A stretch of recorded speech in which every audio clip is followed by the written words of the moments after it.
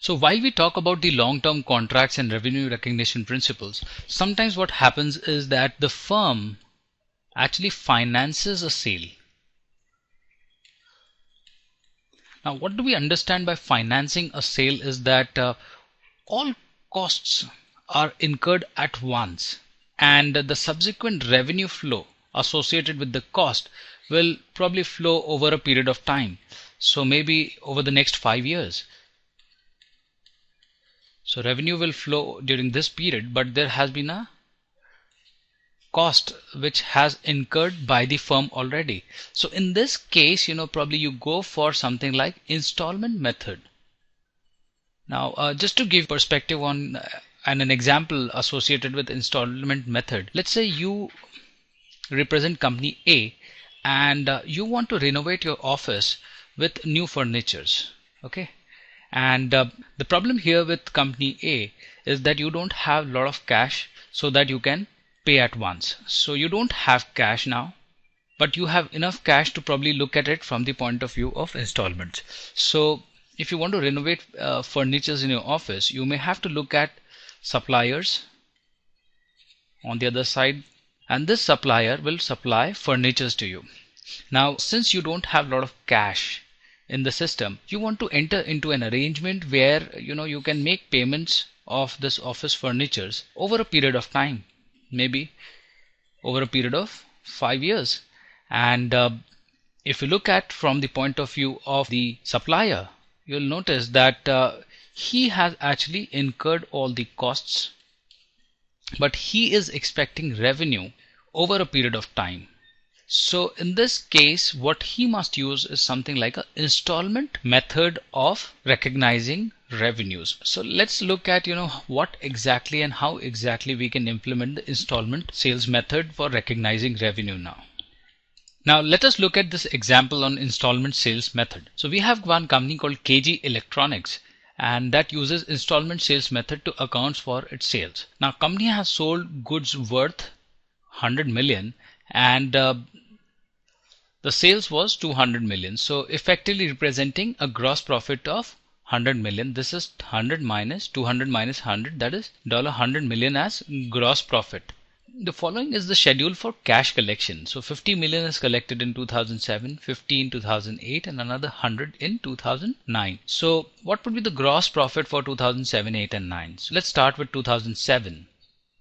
How much percentage is collected in the year of 2007? So this is basically 50 divided by 200. 200 is the total sales amount that needs to be collected and 50 is collected in 2007. So this is 25%. So what we do is that gross profit would be equal to 25% of the total gross profit. So this is 100. So we have $25 as the gross profit reported for 2007. Let's look at what happens in 2008. Again in 2008 we note that 50 was spent and which leads to 25%. So gross profit would again be 25% of 100, which is the total gross profit here. So this comes out to be $25 million again.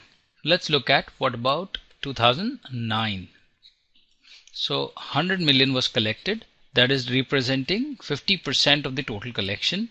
So gross profit will be equal to 50% of your 100. So this is equal to $50 million. So this is how sales or installment sales method actually works.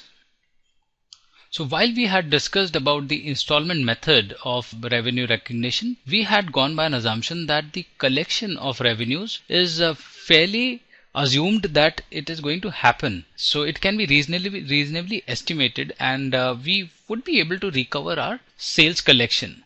However, what happens if this collection is a real question mark? Maybe collectability is a problem or an issue. So in that way, you don't use the installment method, you actually go about using the cost recovery method. So cost recovery method actually suggests that do not recognize gross profit or sales or the corresponding costs till the time your COGS or costs is fully recovered. So let's take an example and see how it can be implemented. We'll go back to the previous case where we were discussing the KG Electronics case.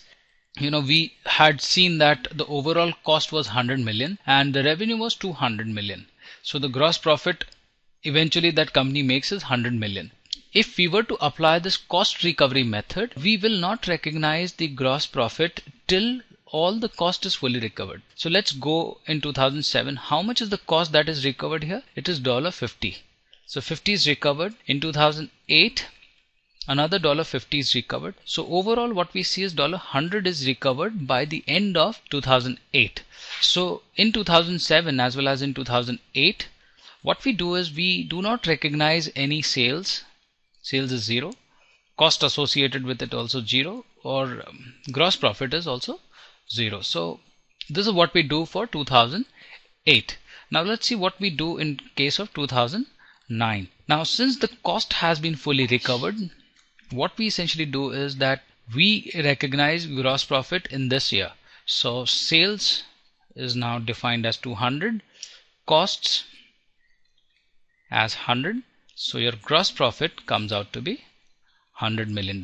So please keep in mind that cost recovery is used when collectibility is a serious question mark and is totally uncertain. So otherwise you would have to go with installment sales method.